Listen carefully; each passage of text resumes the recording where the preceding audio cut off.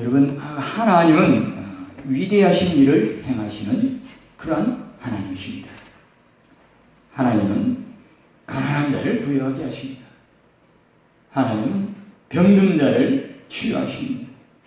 하나님은 약한 자를 강하게 하십니다. 하나님은 또 죽은 자를 살리십니다.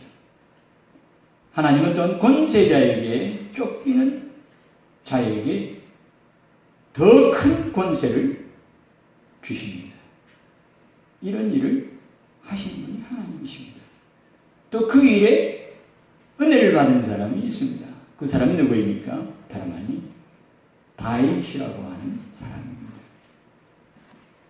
오늘 말씀에서 다윗은 사울 왕이 자기를 죽이려고 쫓아오는 가운데 생명을 건지기 위하여 도망자의 길을 갑니다. 그런데 하나님께서 그 다윗을 지켜주시고 사울의 칼날로부터 그를 건져주셨을 뿐만 아니라 다윗 왕이 가졌던 그 왕권을 하나님께서 다윗 왕에게 사울 왕이 가졌던 그 왕권을 하나님께서 다윗에게 허락해 주십니다. 결국 하나님께서 누구를 왕으로 삼으셨느냐? 다윗을 왕으로 삼으셨다라는 것입니다. 우리 하나님께서 다윗을 특별히 선택하셔서 기름 부어 왕으로 삼으실 때에 맨 처음 하나님께서 다윗을 보았을 때 하나님께서 뭐라고 하셨는지 여러분 기억하십니까? 이새의 아들 다윗을 보니 내 마음에 합한 자라. 내가 저를 통하여 나의 모든 뜻을 이루리라. 그렇게 하지 않았습니까?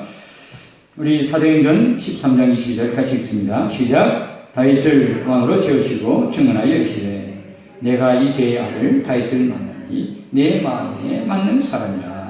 내 뜻을 다 이루리라 하시더니 여러분 다윗은 이처럼 하나님의 마음에 맞는 사람, 하나님의 마음에 합한 사람이었습니다.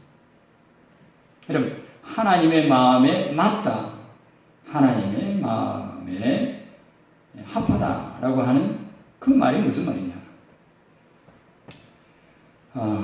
그 말씀의 뜻은 성경의 원래 그런 히브리어의 뜻은 그 말이 하나님의 마음을 따라가다. 다윗이 하나님의 마음에 합했고 하나님의 마음에 맞았다고 하는 것은 다윗이 하나님의 마음을 따라갔다는 겁니다.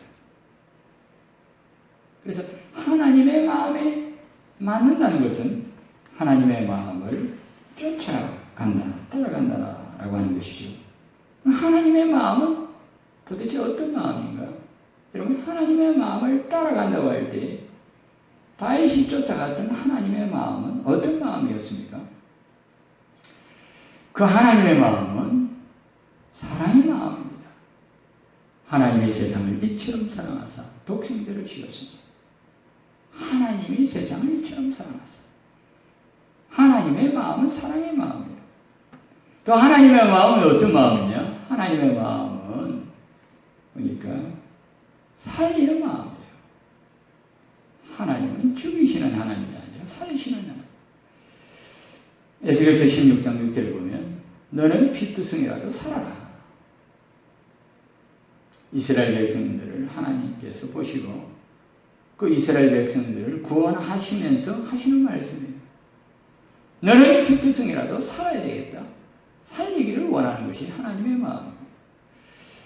또한 예레미야 29장 11절을 보니까 하나님의 마음은 평안이다. 그렇게 했어요. 네, 너희를 향한 나의 생각을 내가 아노. 하나님께서 그렇게 말씀하시면서 평안이요. 뭐라고 하십니까? 재앙이 아니라 미래와 희망을 주려 함이라. 이게 하나님의 마음이라는 겁니다. 그래서 하나님의 마음은 생명을 구원하는 마음이고 죄인을 구원하시기를 원하시는 마음. 그게 하나님의 마음입니다. 그래서 하나님께서 생명을 구원하시기를 그토록 원하셔서 이 땅에 하나님의 나라를 세우시기를 원하신다라는 겁니다. 하나님의 나라를 이 땅에 세우십니다. 그런데 사울은 이 하나님의 마음을 몰랐습니다. 사울은 하나님의 마음을 쫓아가지 아니하고 자기의 마음을 쫓아갔어요. 자기의 욕심을 쫓아간 겁니다. 결국 어떻게 됐습니까? 하나님의 마음은 이 땅에 하나님 나라를 세우시기를 원하시는 것이 하나님의 마음인데 사울은 그 하나님의 마음을 몰랐기 때문에 자기 마음을 쫓아갔고 자기 욕심을 쫓아가다가 결국은 자기 왕국을 세우려고 했습니다. 자기 나라를 세우려고 한 겁니다. 그래서 하나님께서 사울을 버리십니다. 하나님께서 사울을 버린 까닭은 하나님의 마음을 모르기도 했을 뿐만 아니라 하나님의 마음을 쫓아가지 않았기 때문에 하나님께서 그렇게 사울을 버렸던 것입니다. 이제 하나님께서는 다윗에게 기름을 부어가지고 왕을 만드시기를 원하십니다. 하나님께서 다윗이 하나님의 마음을 쫓아가니까 그 마음을 딱 보니까 하나님의 마음을 따르니까 하나님께서 그를 기름 부어가지고 왕을 삼으시기를 원하셨을 때 백성들이 뭐라고 했습니까? 이렇게 말합니다. 사울은 천천히요, 다윗은 만만이라. 이런 얘기를 하는 겁니다. 백성들이 다윗이 가는 곳곳마다 승승장구하고 다 전쟁마다 이기니까 하나님이 함께 하시니까 다윗이 가는 곳곳마다 다 이깁니다. 그러니까 백성들이 입을 열어가지고 이렇게 말하는 거죠. 사울이 죽인 자는 천천히요, 다윗이 죽인 자는 만만이다. 이런 얘기를 할 때에 사울이 그 얘기를 듣고 발끈합니다. 그러면서 또 마음이 철렁 내려앉습니다. 이러다가는 내 나라가 다윗에게 넘어가는 것이 아니냐. 그래서 사울은 다윗을 그때부터 죽이려고 작정을 하고 다윗의 목숨을 빼앗기 위하여 백방으로 그렇게 노력을 합니다. 그런데 여러분, 하나님의 마음을 따라가는 다윗,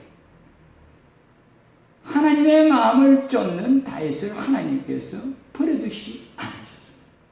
하나님께서 다윗을 보호하십니다. 하나님께서 다윗과 함께 하십니다.